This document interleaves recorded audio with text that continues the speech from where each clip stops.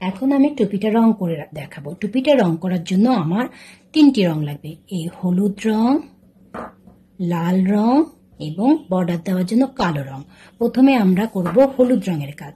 হলুদ রংটা আমার লাগবে হচ্ছে এই পুরো ত্রিভুজটা আমরা এভাবে হলুদ রং করব, পুরো ত্রিভুজটা। এই জন্য আমি প্রথমে এখানে একটু হলুদ দাগ দিয়ে নিব।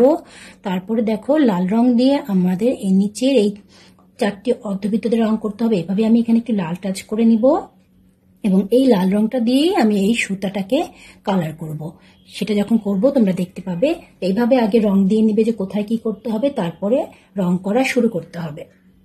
কিছুটা রং আমি করে রেখেছি যাতে তাড়াতাড়ি তোমাদেরকে বোঝাতে পারি। দেখো তোমরা তো এতদিনে নিশ্চয়ই জানো, আগে আমরা এই সাইডগুলো ভালো করে রং করে নেব সাবধানে, যেন আমার রংটা বাইরে না যায়। তারপরে আমি এভাবে মাঝখানটাকে ভরে দিব এবং এমনভাবে রং করব যেন এই ত্রিভুজটার মাঝের অংশে একটু সাদা না থাকে। একদম পুরোটা এভাবে ভরে তোমরা হলুদ রংটা দিয়ে রং করে ফেলবে এবং খুবই সাবধানে করবে যেন রং বাইরে না যায়। রং করার সময় অনেক সময় যে রঙের গুঁড়োগুলো চলে আসে, তখন তোমরা ফু দিয়ে নিবে বা খুব সাবধানে সেটাকে সরিয়ে দিবে যেন খাতায় বা অন্য জায়গায় রঙগুলো না লেগে যায়। এভাবে পুরোটা হলুদ রং করার পরে দেখো বাকি 3টা আমি করে রেখেছি, আর একটা আমি করে দেখাচ্ছি।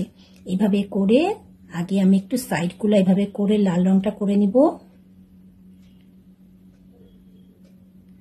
এইভাবে সাইডগুলো একটু করে নিই, তারপর আমি মাঝখানটাকে এভাবে ভরে দিব, তাহলে আমার রংটা বাইরে যাবে না, আমি সাবধানেই করতে পারবো। এরকম করে আমরা টুপির এই নিচে যে 4টি অর্ধবৃত্তের মতন আছে এগুলোকে এভাবে করে রং করে ফেলবো। তারপরে এই যে আমি একটা সুতা এঁকেছিলাম টুপির, দেখো শুধু লাল রংটা দিয়েই আমি এখন এইভাবে করে চিকন করে এই সুতাটা শুধু লাল রং দিয়ে আমি এরকম করে দিব, আর কিচ্ছু করব না।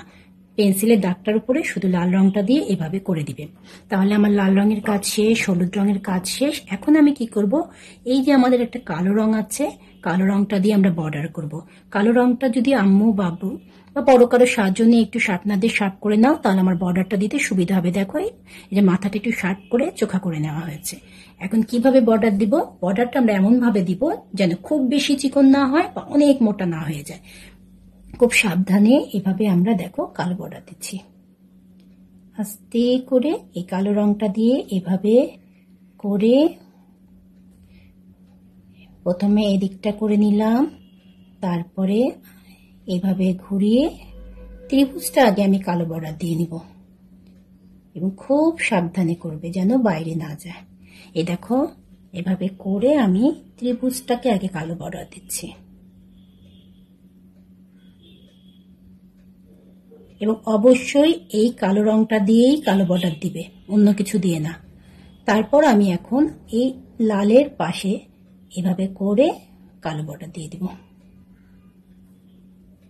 এরকম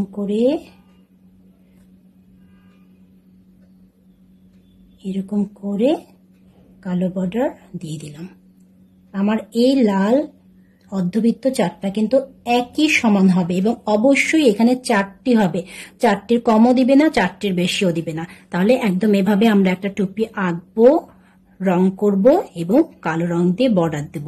তোমরা ভিডিওটা খুব ভালো করে আগে দেখবে, তারপরে আঁকা শিখে নিবে এবং রং করে ফেলবে। ঠিক আছে, ভালো থেকো সবাই, আল্লাহ হাফেজ।